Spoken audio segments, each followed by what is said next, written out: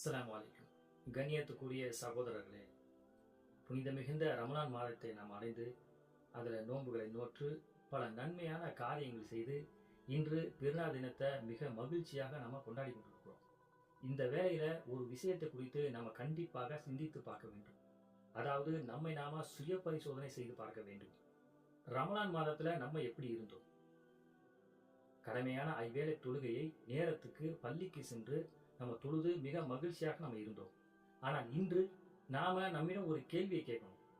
ரமலான் மாதத்துல நான் தொழுத ஐவேளை தொழுகை இப்போது எங்கே? ரமலான் மாதத்தில் மட்டும்தான் ஐவேளை தொழுகை நமக்கு கடமையாக்கப்பட்டதா அல்லது மற்ற நாட்களிலும்?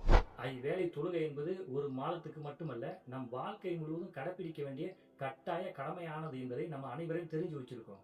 ஆனா தெரிந்து வைத்திருந்தால் மட்டும் போதுமா, அல்ல அதை நம்ம வாழ்க்கையில நம்ம கடைபிடிக்கணும். ரமலான் மாதத்துல மட்டும் தொழுது ரமலானுக்கு பிறகு நம்ம தொழுலனா அந்த ரமலானுடைய உண்மையான பயன் தான் என்ன? அந்த ரமலான் மாதத்துல நம்ம கற்றுக்கொண்ட பாடம் தான் என்ன?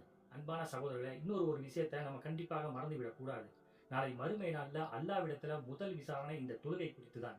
இந்த தொழுகை சரியாக இருந்தால் மற்ற அனைத்து காரியங்களும் சரியாக இருக்கும். ஆகவே இன்று நம்ம நம்மிடம் ஒரு கேள்வியை கேட்போம். ரமலானில் நான் தொழுத ஐவேளை தொழுகையை ரமலானுக்கு பிறகு நான் தொழுதேனா?